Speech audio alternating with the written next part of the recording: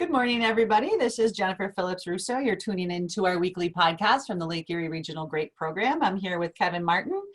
We have a couple things to bring to you for your attention. First off, behind me, this is what it looks like out in our vineyards for our Concords as bud swell. We're probably about a 2.5, some are at a 3. Thank goodness the weather has been a little bit cool and we haven't moved much. So we have had some lows around 29, and join us tomorrow for our coffee pot meeting for a discussion on it. We'd like to hear where you are, what your temperatures got down to, and what your thoughts are. So first of all, before we get to the coffee pot meetings and how we're going to do all of that, Kevin has some updated business management information for you. Yes, hopefully you received kind of an emergency email yesterday. I know you've been getting a lot of emails from us. One thing I would suggest that you do is to provide Kate with your cell phone number. We can reach out to you via text that way, and then maybe you don't get buried in some of our emails. So a text message actually went out with this information as well. The economic injury disaster loan related to COVID-19 was opened up for farmers yesterday. We were very concerned that it might only be open for a couple of hours. So this will be rolling applications until the money is gone. When it was open for the wider business community, it lasted for, I think it was a week. They reopened it with additional funding and it lasted for a few minutes. So now we have it for farmers. We were supposed to have it originally, but I think it was an application issue and a funding issue, and it is live now. So I want to share my screen with you and show you at least where to go and what to do. And so I guess the most important thing I would say as I share my screen is that what you really want to make sure you do is do this quickly. Yeah, don't wait. And it's a very easy application process. What we're doing is we are applying to get a $10,000 advance on a loan. And this advance is essentially a grant. It's not paid back. Once you are awarded that, then your application will be reviewed for a loan. And this loan is a low interest loan. We've talked about this in the past, so I don't want to spend too much time on it. We were just kind of waiting for when it was going to be available to farmers. So at SBA.gov, so for this loan, unlike PPP, you're applying directly through SBA. At the top of the page, there's a funding program and you're looking for coronavirus relief options. That's going to load this page, and you're looking for an EIDL loan advance. If you received your email yesterday or text message, you got a direct link to both this page, and when you scroll down, you also got a direct link to the eligible agricultural businesses may apply for the loan advance here. And now you're here. It's a fairly simple application process.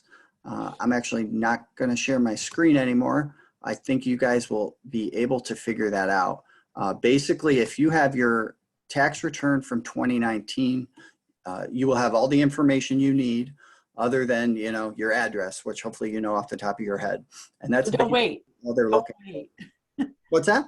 Don't wait. Yeah, don't wait. I mean, I did this application for my father's farm late last night. It took me about 7 minutes to complete it. So, I'm used to doing online applications, so maybe it'll take you twice as long, but this is a really easy thing to do.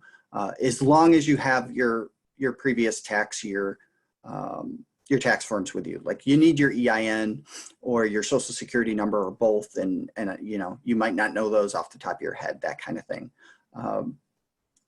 I think there have been some questions about making sure you fill it out correctly. I think you should really do your best to try to do that. You can talk to your accountant about some of the best strategies if you want to, but I would say that time is really of the essence in terms of filling out this application. And that would be my recommendation. We'll mention it again. We'll discuss it at the coffee pot meeting, but there's certainly a chance that by tomorrow, when we have a coffee pot meeting at 10 o'clock in the morning, that this is no longer available. And like I said, this is an advance on a loan. I know growers, some of them have had additional expenses related to COVID. It has not been as severe as, say, businesses that have had to shut down and continue to pay help.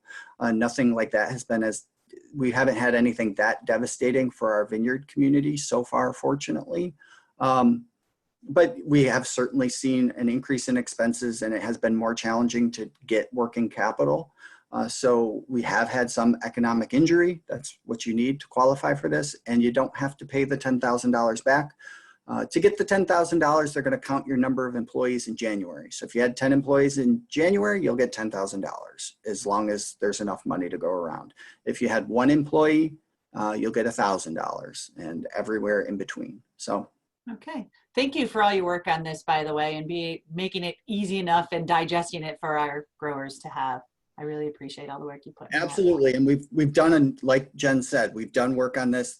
There's newsletter articles, there's crop updates, there's already video podcasts. Really what we're just trying to say today is, instead of saying, yeah, this thing was in the law and we don't understand why you can't apply for it, today you can. So make sure you do that. And we do want to talk about the coffee pot meetings and the survival of the buds that we're going to talk about tomorrow at the coffee pot meeting. So I'm going to turn it back over to Jen. All right, thank you. So there are a couple different things that you can do do you want me to share my screen, or are you going to share yours? I can do that for you. You can. So you're going to go to the lergp.cce.cornell.edu webpage. Here now. Once you get there, you're going to click on Calendar of Events. So today I do want to talk about our coffee pot meetings, but I also want to just bring your attention to, if you look, the very first thing, because they're going to go in chronological order, there is the Spring Grape IPM webinar that's being held today at 4:30 to 6. So this is, you have to pre-register. It's being held by the Finger Lakes Grape Region. And can you view the details on that for me, please? Absolutely. Yeah, we're there now. Okay. I know, well, I have it on mine. There's a list of different people that are going to actually be there that you can hear from once you register. And let me just pull that up and take a look. So you can get an update on grape disease management tools and practices by Katie Gold, who is the new plant pathologist at Cornell Agritech.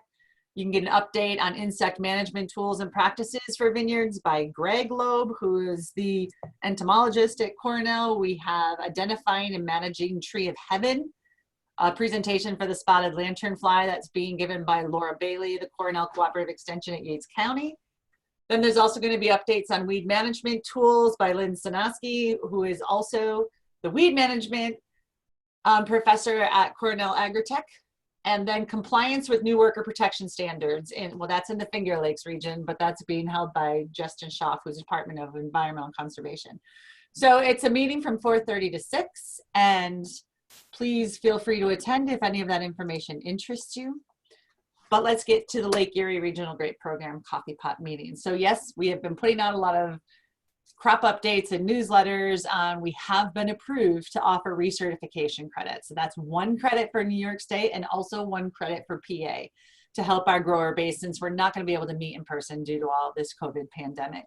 There are a couple things that have to happen though. You need to register for it first, because the DEC requires a pre-registration. Once you register for it, then how many times do you have to register? You only have to register once. There are 13 opportunities for you to gain recertification credits. And if you can't come to one, you can choose another one. We also are going to have guest speakers, which we will market later. We're just finalizing everybody who's going to be talking on what dates. So you can pick and choose which ones you come for, but you only have to register once.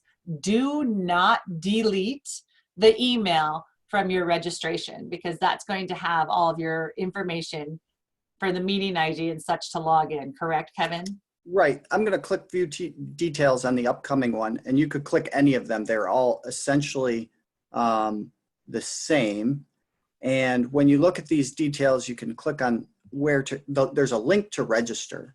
And once you register, it'll take you to this registration page. Once you actually register, you will get a link to actually connect to the meeting. And this will connect you to all of our coffee pot meetings. We probably will not have access to your individual link, so you need to save it, or you may need to re-register. Go ahead, Jen. Can we actually, let me share screen first for a second. Do you want to show them what that email is going to look like? Absolutely. Go ahead. Okay. So after you register, you'll receive an email. Yeah, after you register, you're going to receive an email that looks like this. Can you see that, Kevin? Absolutely. All right. So in there are additional registration steps that you have to follow so that we can be in compliance with the New York State DEC and the Pennsylvania Department of Agriculture, depending on which state you're applying for credits for. So you're going to go to this website or this email address right here. And if you are looking for DEC credits, you have to include a photo of your pesticide applicator license ahead of time. That means that we can physically see it's you and we can physically see your license.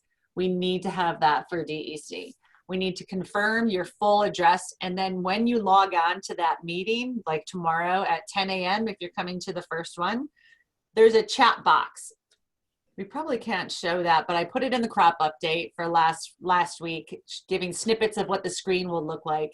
You need to then, once you log on, and please don't be afraid of this whole thing. We're going to spend probably the first 20 minutes of the coffee pot making sure that everybody is in compliance and knows how to do it. You're going to then have to enter your pesticide applicator license and your name, because sometimes when your name pops up in Zoom, it's not your full name. It might just be your email address or a phone number or some shortened version of it. So we need to actually have your name and your license number to confirm with our registration.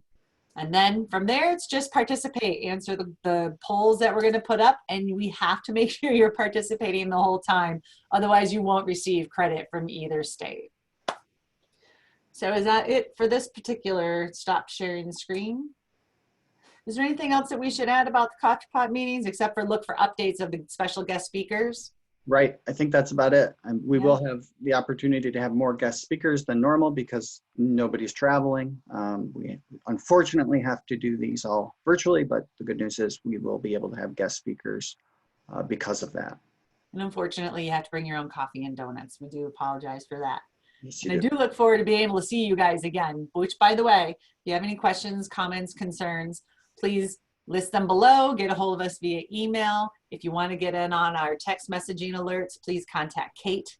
Give her your cell phone number. We can get all that information out to you. The only other thing I have is this is an unusual time and it's been difficult in different ways for everybody. So stay healthy, stay happy, go get your credits and go get your money. That's the best we can offer right now, and that's not all bad. Yeah. Thank you for joining us this week, and we will see you hopefully tomorrow. And if not, we'll do another podcast next week. See you for coffee.